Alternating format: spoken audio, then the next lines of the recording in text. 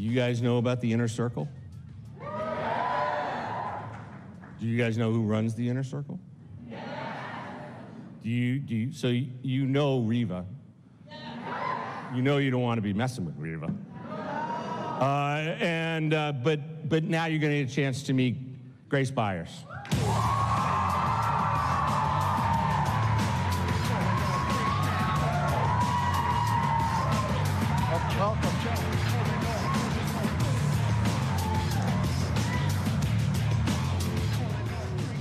I should point out, and this is where we're going to have fun, this is Grace's first Comic-Con. So she literally has no idea what to expect from all of you. So behave. He's the guy you don't want to be running away from. He plays Jace Kobe Bell.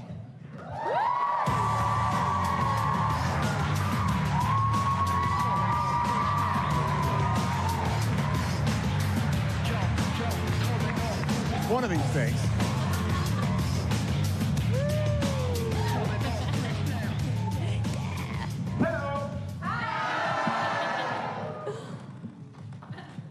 I just like to say this. Jamie Chung plays Blink.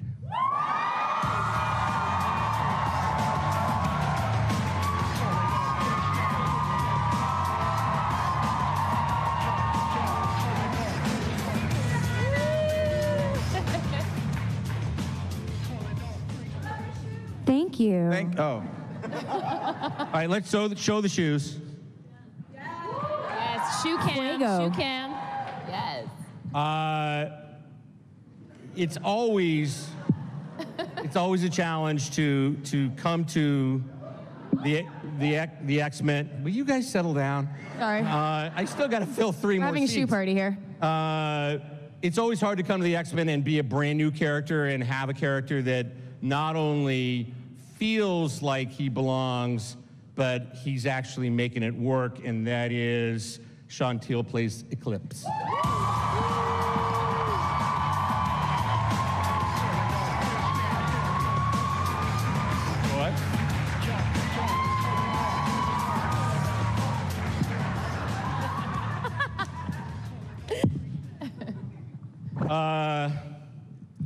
You know, up until today, I just knew her as an extremely powerful actress who could black out all of Atlanta. But now I've also found out that she can come out and get an entire audience to come to their feet just by walking out here. Emma, would you please come out again? She's our Polaris.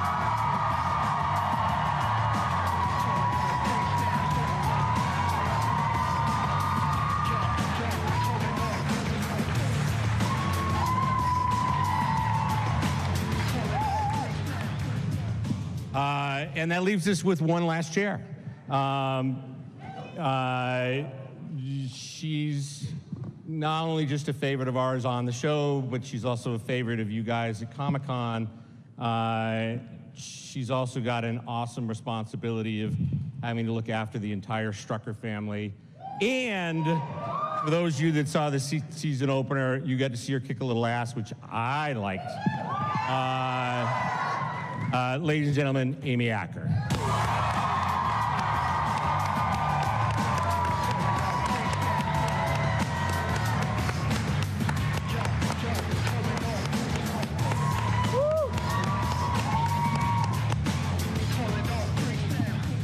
Hello, gang. Hello. Hi. Welcome to New York. So I guess the biggest question on everybody's mind is what's going to happen in season 2. And Matt, since you're the keeper of all the things gifted secret-wise, what can you tell us about how season 2 is different from season 1 other than our new time slot? And what pretty much just look the forward time to. slot. It's just season 1 again with a new time slot. Exactly. For those of you that didn't see it, we just put it on a different night. So much cheaper. One thing, you know, in the first season, we really, you have to spend a lot of time sort of, this is the world, this is the tone, this is what we're doing. And the two biggest things this year are I don't know if you guys have been paying any attention, but there's been some turmoil in the news lately, something about a divided country. You know, traditionally... France. Exactly.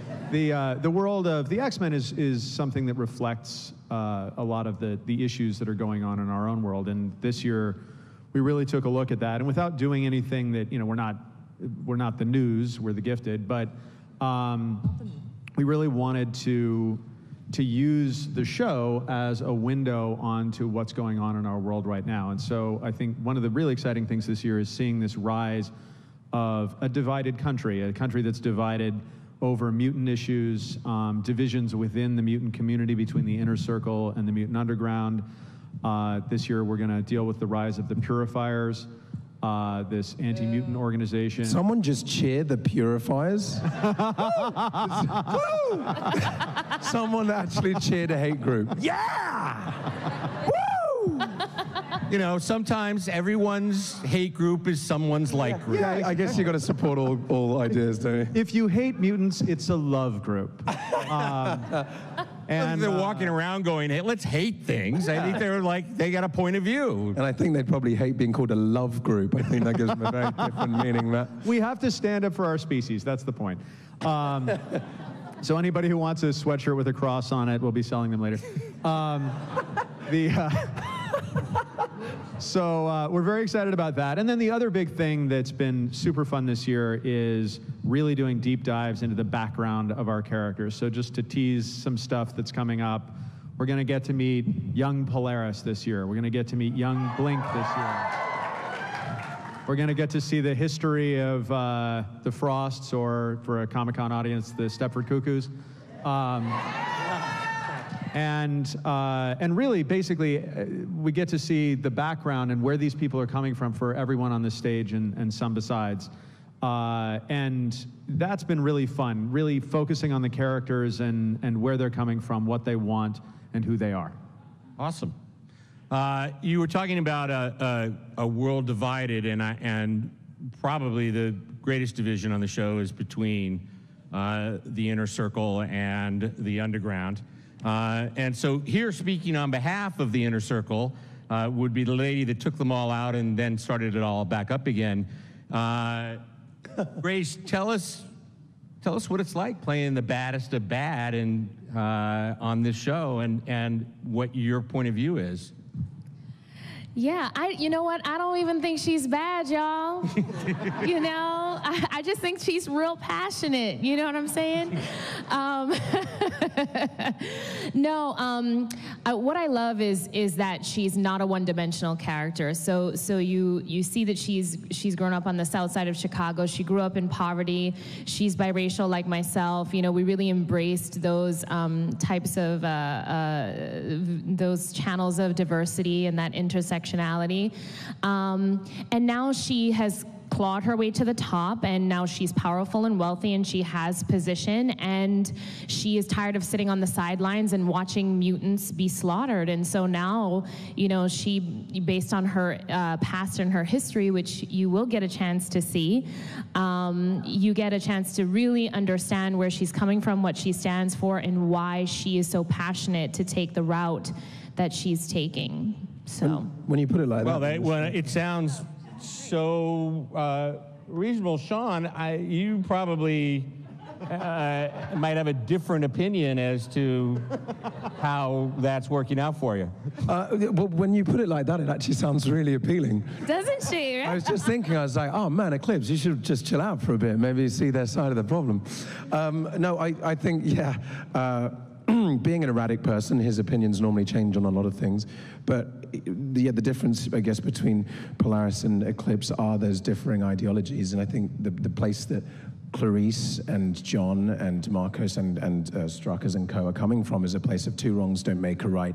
You don't just take back what you feel is rightfully yours because it's been taken away from you before. That only escalates the problem. It actually only increases the skirmish and makes it harder for people to exist when we're fighting for coexistence as opposed to a mutant homeland, let's say, which would just be replacing a problem with another one. So That's, I guess, the place that they're coming from, but we're grappling with those conditions this year, and like love and loss start to pull at the notion that maybe you got to listen to the voice in your head that you've been suppressing, that you've maybe not been honest to yourself about, and how far will we go before I just go, screw it, I want my baby and my lady.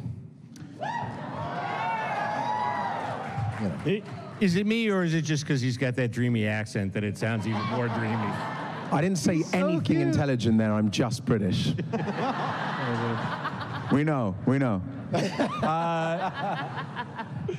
Jamie, where does that leave Blink in all of this? And you also have a bit of a romance going on as well, don't you?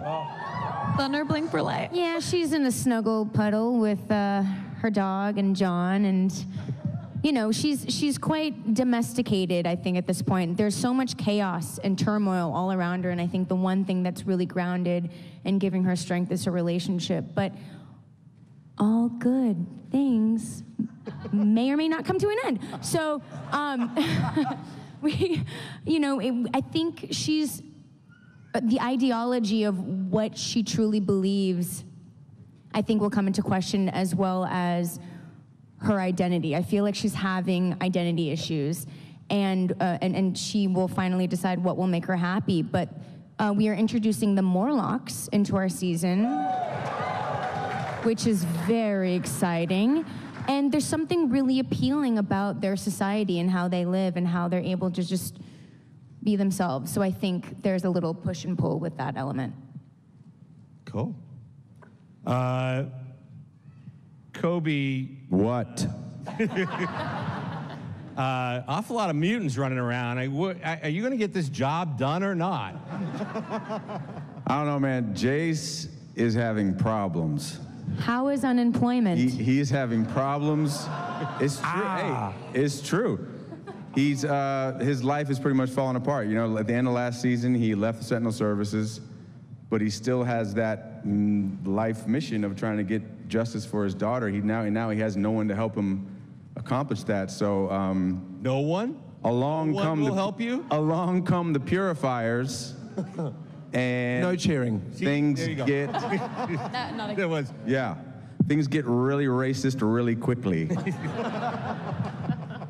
Well, that'll be fun for, I guess, all the races.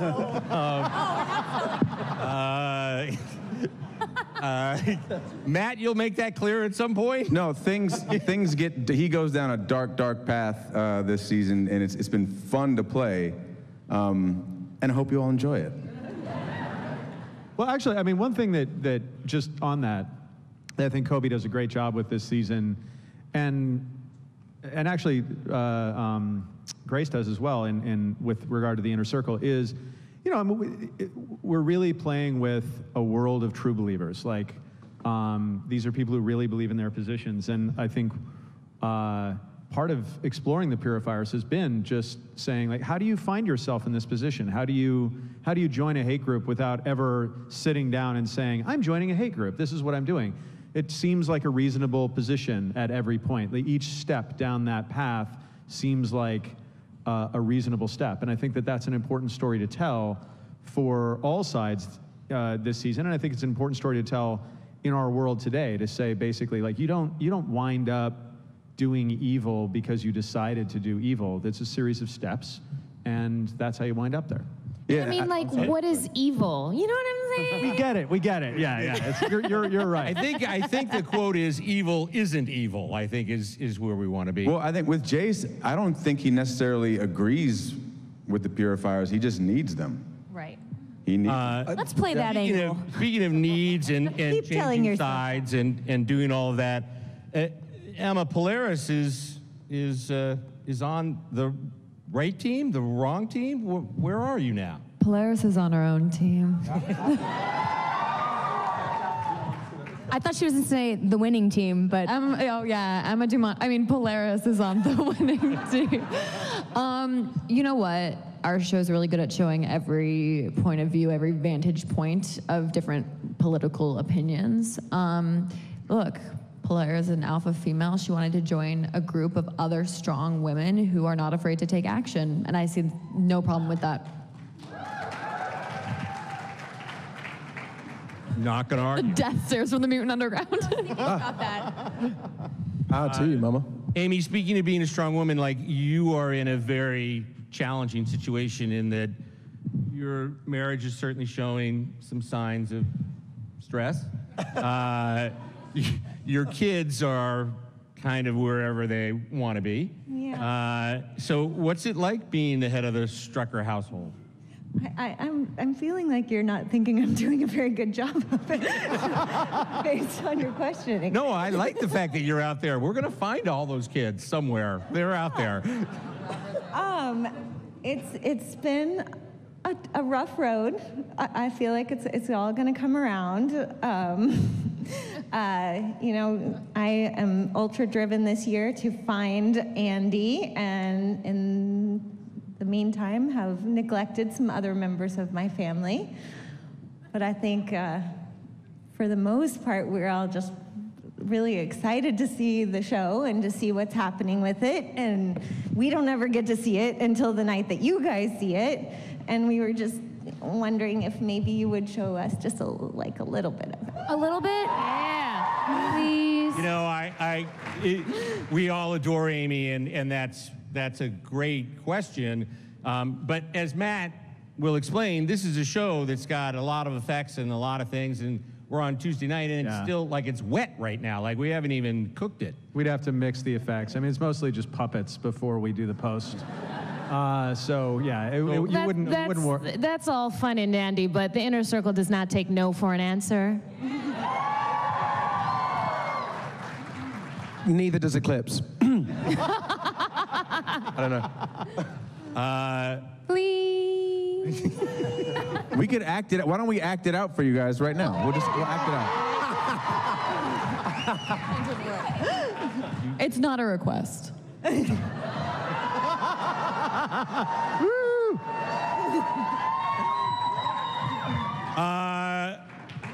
All right. This is what we can do.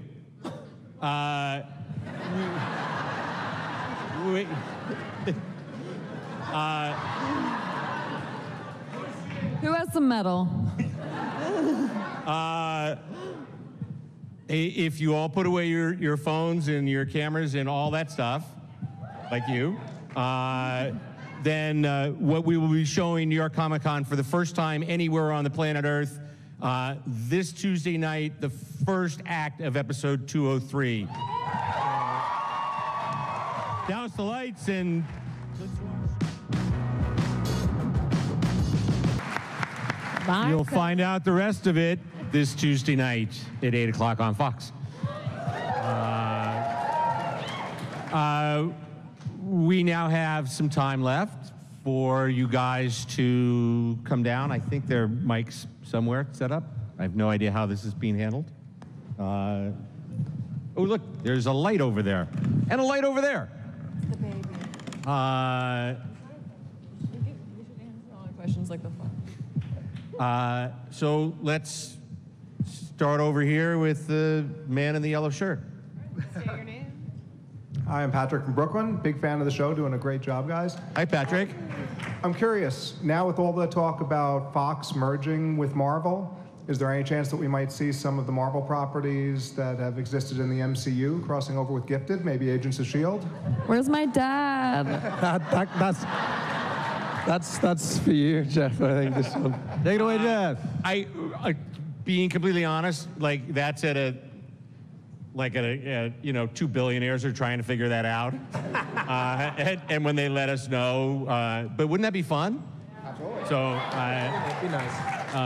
it certainly is one of the benefits of the Disney Fox merger is that at least theoretically the X-Men family will be coming over into the same house that Marvel is in. So it'd be great to get everybody back. But I just say I do want to point out, just because I have to give you some credit, sir. Having the responsibility of creating and running the only live action Marvel television series that features the X-Men is an extraordinary responsibility, and it is something that Matt put on his shoulders and did something. And like, you can't imagine the labyrinth of people that are up his nose every time he decides to write the. Well, should it be the, or should it be, and he handles it amazingly well. Well, thank you. I was just going to say, we get that question a lot, and just so you know, our experience, it's a little bit like asking a French peasant in the Middle Ages, how do you feel the result of the 100 Years' War is going to affect your wheat crop in a few years? And just, I don't even know what they're doing. There's wars going on at a very high level. But I'd just say, in general, you know, everything is sort of out there to be determined at a future date, and we've just sort of been trying to work with Marvel, and they've been super cooperative and everything about just trying to keep everything compatible if things can go that direction, and keep everything independent if things don't go that direction. Actually, I'm going to jump the line for a second. I do a lot of these panels, as you guys know, but I never get the chance to sort of ask a question that I think you guys should know, which is, we all use the name showrunner, and I think you guys sort of sit around that Matt's in his office with his feet on his desk going, move camera 2 over to the left. That's good, I like that. Tell me what your day is like. Well, I mean, essentially, I am the executive producer. I'm the producer who's in charge of the show creatively. So I'm supervising the writing room, breaking the stories, rewriting episodes. You get up at 10, 11 a.m. Pardon me? You get up at like 10 or 11 a.m. Yeah, exactly. Right? I sort of get Go up, for a swim. bonbons, yeah. No, it's a lot of it's a lot of writing, watching cuts, casting, dealing with actors who have strong opinions about their characters, calling me. I don't know what he means. Actually, no, I will give props to all these people. One of the great things about this show is that actors really do, like, an actor with a stupid idea, there's nothing more dangerous, but we don't actually get that on this show. No, it's true. But I'm saying you guys don't. We're not saying that there's any of here.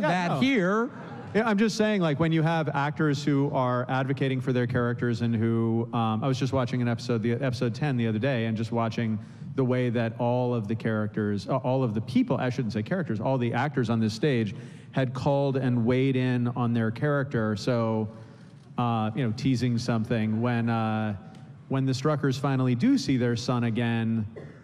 Amy had very strong feelings on how that should play, how she would behave when that happened, and it turned out great. And now the world knows, Amy. Yeah. And I'm the problem. well, but actually, I'll join you. I had the same with my baby as well. So yeah. Yeah, all down the line here. I mean, watching, you know, Emma and Sean both had ideas and thoughts and feelings about how. Wait, was that quote? Was that ideas? Did you just go ideas? I've never I said don't know. one note. I'm or trying idea. to compliment you guys. I won't make this mistake This is going again. really well. So yeah, but actually, my day though is really just casting, rewriting, editing, dealing with production, figuring out, you know, how many times can we see a laser before we're way over budget, those kinds of things. So, Gotcha. yeah. By the way, it's very expensive every time you do that with your hand, Emma. So just please stop. Exactly. Stop. Yeah, we don't have a budget for my portals anymore, so please stop. Okay, I had to get bangs. You got to keep your normal hair. Yeah, we have to walk everywhere now. We because walk of your everywhere hands. now. I only got to fly. You only got to fly. She stopped there. I only got to fly. End your sentence. I'll take your shovel from you. Eventually, I'll and get this back again. The gentleman over there. Hi, my name's Evan. Hi, Evan. This question's for Amy. Did you really complain? It feels like this role versus like Root or Dr. Saunders, which are of course all incredible, Thank you. have all been very different. Has that been the conscious choice for you when choosing roles? Yeah, I guess. I mean, I like to try to play different things, and then it's, I mean, I think for me, I tend to gravitate towards genre and comic and sci-fi stuff because the roles get to evolve so much. So I feel like Caitlin season 2 is a different role than I played last year, which is really fun. And I hope, sure she'll continue to change, and who knows, take on Reva, I don't know. But yeah, so I do like to try to play different things, and have been lucky enough to play different things in the same show, so that's fun. Thank you. Thank you. Question over here. Hi, my question's for Matt and Amy, also related to what you were just saying. Your character, love you in general, but will you be getting more badass as the series goes on? Yes. Okay, question over here. I mean, it's a thing she does really well, and you know, you don't have Amy Acker on your show and just go like, oh yeah, let's just have her not be badass. Obviously, she needs to do that. I'm sorry, Jeff, may I? Blink, do you have a question? I do. Yeah. Awesome. I love your That's costume. awesome. I found your portal. Yes. We need it on our show. Exactly. Thank you. We're going to need it for episode 10. So my question is about Blink's portals, actually. No. I know. I'm a huge fan of her in the comic books as well. And in the comics, I'm sure we all know, she throws the really cool daggers and they open the portals. Yes. Is that a spoiler? No, it's not going to happen this season. I'm just, Daggers is my I'm just joking. thing. I don't know. Anything's possible, right, Matt? Well, I mean, I will say. Right, Matt? Here's the thing. Absolutely. Really, the thing. I mean, to sort of look under the hood on a show like this a little bit. One of the things that we looked at from the very beginning was thinking about like. How do we evolve the powers? Because if you read the comics, like obviously powers change over time, and new things become possible and stuff like that. And so we consciously decided with Blink, because you know in the comics she's sort of inexpert with her powers when it starts. In Days of Future Past, obviously she's in full javelin, or not quite javelin mode, but there's a different level of power there. And so, you know, teasing, we will see younger Blink this season, and we'll see Her other little top piece, I saw that. Yeah, so we also evolved that. And so, yeah, the hope is... By season 3... Should we be so fortunate as to keep going? She'll have pink skin. Or Actually, 4. you know, the funny thing is, ironically, we did discover... Now, I'm not promising this season by any means, but javelins are actually way cheaper. Because because the thing about it is, when the portals open, like, we thought we were being clever by having her go... Right, well, okay, the problem is, now, like, the portal's in front of her, and the artists are spending all this time with it, and it's really difficult. So once we get into, like, you're throwing javelins all the place. It's cheaper. You can portal everywhere. Yeah, that's great. Yeah. Awesome. You'll portal It's across still the about set. the art. I'm going to go to the drinking fountain, portal to the drinking fountain, it's fine. Okay. And I wouldn't be doing my job if I didn't mention that if you really like to see someone throw daggers, there's a whole nother Marvel show that's... Oh, you monster! Only X-Men. Sorry, it's just every now and then it comes out. Thank you. How about over here? Hello, my name is Sophia. My question is the general, was Magneto right? Yeah. Yes. Let's see whether or not Emma has an opinion about that. I think I'd rather say that Magneto was not that Professor X wasn't, but Magneto was very, very brave. I think it takes a lot of balls to kind of go against the grain and go with what's unpopular, even though you really believe that it's right. Emma? Yes. My father did what no one else was brave enough to do. He stood up for mutant kind, showed us a new path, whatever. If this whole building starts coming down around us, I am not responsible in any way, shape, or form. No, you can't do that. Over there. Hi, my name is Sarah. This question is for Jamie, and I really love seeing you on the show as an Asian American. I feel represented. I love it so much. I love you. And so my question is, you as an actress, as somebody in this industry, what are your next steps in continuing this representation that we've been seeing, but that we could definitely, see more of? You know, aside from being a part of a huge, huge show. I think a lot of producing, now that we do have the doors open and all these new opportunities, you know, I think it's choosing the stories that we want to tell, that are important to us, that are specific to us. And so there's a lot of creative stuff's going on behind the curtain, and there are some things that are brewing and coming together, and certainly it is all about producing content. So that's next, hopefully. Thank you. Yeah. Oh, over on this side. Hey. Someone who looks fairly familiar to this group. Yeah. Storm. Hey guys, so my question's for Emma and Sean. So, I mean, I get that Marcos essentially like took the side that he thought was better. I mean, he chose that over love. Do you think that he's going to, I mean, kinda. Do you think that... Okay, let her finish her question. Do you think that once he sees his baby for the first time, he's going to take the other side? Or do you think it will result to him having to kill his love interest? Wait, what? Now you set her on you. Now you started on her. You throw something. Two very dangerous people. Yeah, we're making a show where people kill babies. That's what's going to happen. No, not the baby, not the baby. Whoa. Because I love it so much. Why would he have to kill me?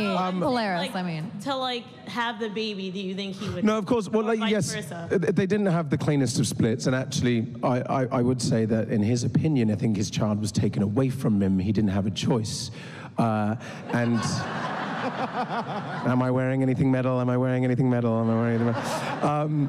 And so, no, he would. Yeah, but at the end of the season finale, I guess. Firstly, there's a more Polaris ends up using a more abrasive action than he would agree with, and he doesn't actually expect the family to break up and this to stop. It's Polaris leaving on her own accord that does that. He thinks this is going to settle down. They're going to figure this out. That's why he stops Caitlyn from chasing after Andy right away. They don't want anyone to get hurt. It's going to get out of hand. We're going to fix this. And then 6 months goes by, and he's still chasing her. He did stand to his ethics then. He did stand to his moral standing point then.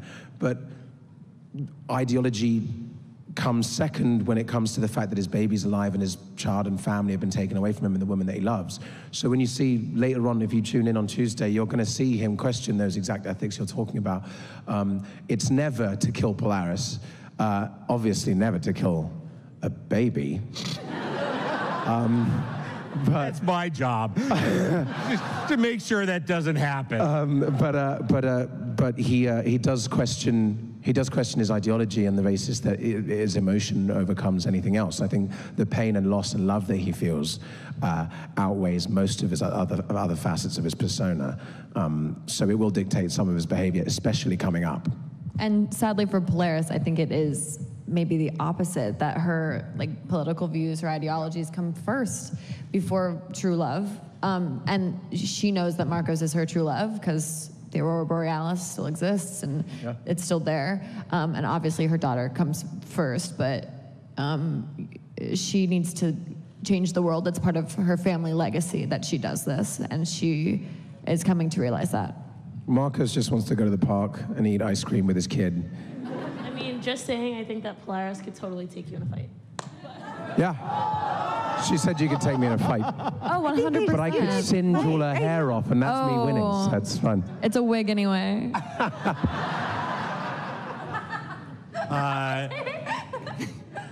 How about over here? Hi, I'm Hannah. Hi, Hannah. What was your favorite scene to film? Jeff Loeb, what was your favorite scene to film? Kobe, do you have a favorite? Wow. I like the one, season 1, I think it was episode 10, when the triplets finally all get together and make all my dudes turn on each other and blow each other up, and I thought that was some good TV, man. That was some good TV. Over here. This is a question for Kobe and Matt. Now that Turner isn't part of the government and he doesn't have them like holding him back, do you ever think we could see him do like a vigilante, justice, Stain the hero killer type thing? You wait a few episodes. Yes, yeah. Yes, I could do see that think happening. That yes. could happen. Very much so. Over here. Hi, everyone. My name's Nikki. I have 2 questions. Okay, The Nikki. first one is for Max. Will the X-Men appear in this season? Well, it sort of depends on how you define the X-Men. Blink, technically. Jamie and I are X-Men. Yeah, the mythology of the show is that the X-Men proper have disappeared post 715. So, officially no, per Jeff Loeb, anything is possible. We'll see. Wouldn't that be exciting? Okay. And you have a second question? Yeah. If the powers that you have in the show were real, what would you do and why? I would steal quarters from the laundromat. But donate them to charity. You salvaged that. It was really good. Whoa, I was wondering where you were going with it. Grace? I'd make toast for everyone. Who doesn't like? Well, Reva's power is emitting a hypersonic sound that scrambles your brain. My husband says I already have that power in real life. Go, hubby. He's back there going, no, I didn't. No, you're not funny, Grace. The pawn in your game. Me? Sure. Okay. Jamie, yeah? I would start like a travel agency. Welcome to Blink. Where would you like to go? Blink I will and you're portal you there. there. Blink is my favorite character, by the way. Thank you. you. For that. Well, thank you very much. Over here. I'm ready. Hello, my name is Jose. This is a question for Emma and Sean. Let's say hypothetically that your child doesn't turn out to be a mutant. Who will carry on the legacy?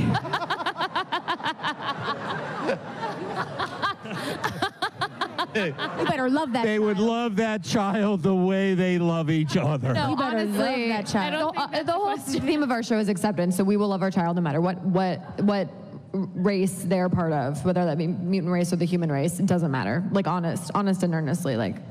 Truly, I don't think there's a man that's loved his baby more. I think there's, especially considering he hasn't met her yet. He's pretty in love with that thing already.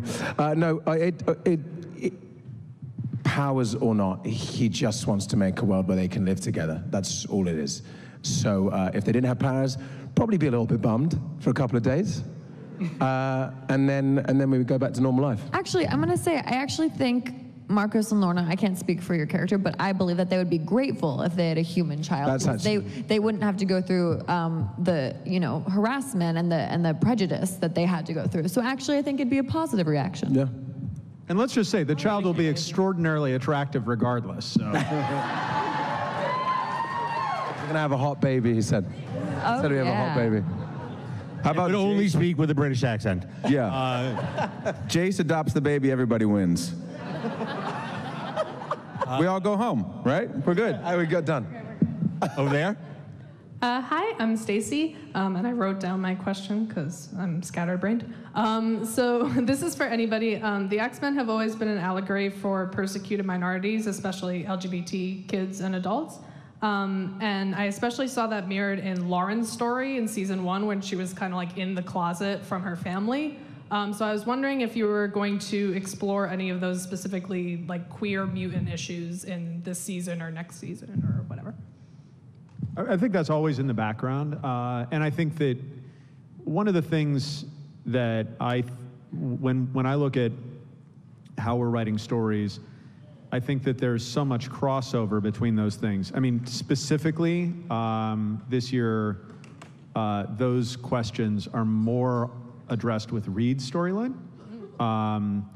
But I think that when we look at those issues, there are just so many issues of oppression, different groups that are, taken in the chops at this time, that in a nice way, actually, we can have those things overlap so that we don't have to say, well, this is the kind of oppression that is only experienced by, racial minorities. This is the kind of oppression that is only experienced by the LGBTQ community.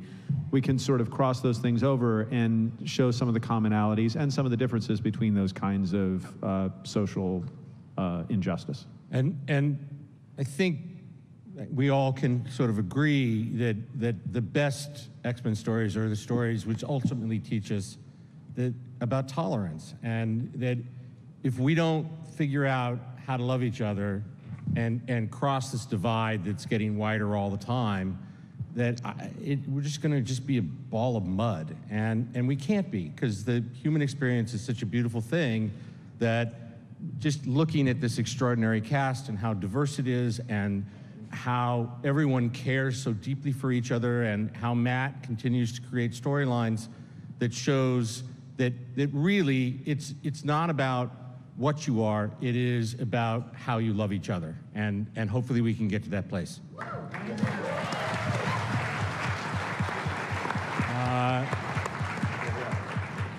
Hello. Hi, I run a gifted after show called Gifted Talkers, which you can find on Cinelinks on Wednesdays. Cool. Okay, awesome. And my co-host, Thank you. My co-host couldn't be here, but he's a big fan of Blink. And in season 1, when she was trying to learn to train, her happy thought was a warm jelly donut. And I think he would want me to ask you, is it still a warm jelly donut? And are you ever going to get that donut? I ate a dozen of those donuts. And now it's just the dog.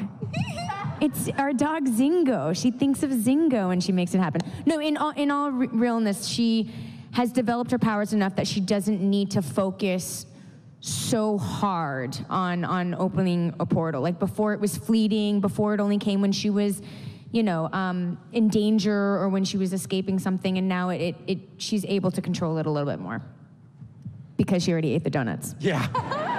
There it is. So we have very little time left, and so we're going to put this into a lightning round. So This is actually going to be our second to last question. Okay. I'm just being told that. Clearly, there's someone even more powerful than Lorna here. So if you can go yes or no, then we can probably get another question. His face is on a light. And it's, dude, your face is... I have a quick question, just like a quick question. When you had your powers, do you have any idea like how to like use them? Like for like Blink, you have to go like this, and for Polaris, you have to kind of go like this or something like that. Did you have the director? No, not the director. Whatever. Did they show you how to like actually like use them or no? I just based mine off, people who have Jeeps and they like say hey to each other? Like if you see someone in another Jeep, you're supposed to be like... Based it on someone who owns the steering wheel, your hands on the steering wheel. Oh, yeah. Yeah, that's wow. I actually have to say that I've never played a superhero mutant before, so I actually got notes. So when I was first doing it, I didn't know what my noise would sound like, so I was literally doing this. And it wasn't until like 3 times the producer was like, I'm pretty sure she's not biting someone, Grace. Just nice and easy. So I needed a little help there. Yeah, we do tests. I think when we were coming up with it at the beginning, there were discussions, obviously, but really what's fun is that the powers relate to the person that portrays them, and so it's really about feeling them, and obviously their character is based on their abilities as well, but if you're open to it, then it ends up coming quite naturally. You just have to feel, Marcus is incredibly light or dark, incredibly hot and heavy, incredibly passionate. That comes out of him when he fires these beams of light from his fingers. And Jamie's character had been running away for so long that these portals allow her, when she was younger, I guess they relate. So yeah, it comes across quite naturally if you work on it and you talk about it and then see what's expensive and what's cheap. And on that happy note, we're going to wish you all a good night, a good day. Thank you all so much. Please thank this incredible cast and Matt Nix.